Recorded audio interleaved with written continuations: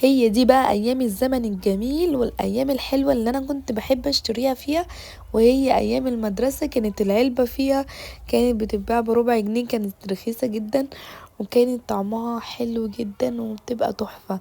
يلا بقى النهاردة هقول لكم على اسرارها وتركاتها، وهنعملها بطريقة سهلة وبسيطة جدا، وهقول لكم على ان هي ازاي تطلع زي بتاع بره بالظبط. هنبدأ كده ونسمي بالله ونصلي على الرسول. اللهم صل وسلم وبارك على سيدنا محمد. شجعونا كده باجمل لايك وتابعوا معانا الفيديو للاخر، هتستفادوا جدا منه. اول حاجه كده عندي طبعا حطيت الميه على النار تكون بتغلي. هنبدا ان احنا ننزل فيها بقى كده القمح اللي هو البليله. وبعد كده التركه بقى المهمه اللي بيحطوها بتاع العربيات البليله او المحلات، لازم يحطوا شويه رز كده، يعني قد ربع كوباية كده من الرز. هيديكي كده اللون الابيض بتاع مية البليلة كده، لما بتبقى لونها ابيض بالشكل اللي انتوا شايفينه ده زي بتاع بره كده بالظبط. هنضيف لها بس شوية مية كده صغيرين، وبعد كده هنسيبها بقى تغلي غلوة كده، وبعد كده هنسيبها وهنطفي عليها. وطبعا هنا ما بتبقاش مستوية السوى الكاملة قوي طبعا وهي بتغلي على النار، بس لازما عشان تغلي تستوي معاكي وتبقى طرية جدا، لازم ان انتي بتدفي عليها النار وبتغطيها وبتسيبيها هي بتكمل سواها وبتفشر وبتستوي وبتبقى طرية جدا. بصوا بقى شوية الرز اللي حطيناهم بجد عملوا لون الابيض بتاع البليلة بالظبط. هنا بقى معانا نص كيلو كده من اللبن، ضفت عليه هنحليه بقى كده بالسكر والفانيليا بالشكل اللي انتوا شايفينه ده. بس كده هنسيبه كده يغلي معانا اللبن. وبعد كده هنا بقى معانا الكنافة، ودي الكنافة اللي هي بقى محمصينها كده في الفرن من غير اي حاجة، بتتحمص كده بالشكل ده وبتبقى جميلة جدا.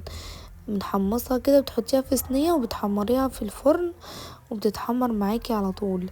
وهنا بقى انا حابة اعملها لكم زي العلب اللي هي بتاعت عربيات البليلة، بيعملوها بالطريقة دي. بيحطوا كده كنافة من تحت، وبعد كده يحطوا البليلة، وبعد كده يصبوا كده بقى عليها اللبن بالشكل اللي انتوا شايفينه ده. تبقى بجد في منتهى الجمال. بعد كده بقى بيضيفوا كده معلقة من القشطة، قشطة لبن او قشطة علب زي ما تحبي. دي قشطة اللي هي العلب الجاهزة. طبعا انتي بتبقي واقفة كده عند عربية البليلة وبتقولي له، بيطلب منك انتي عايزة تحطي عليها ايه وايه، وبيعملها لك كده بقى وهي سخنة كده، وتاكليها كده بقى وانتي واقفة. يعني بتبقى تحفة.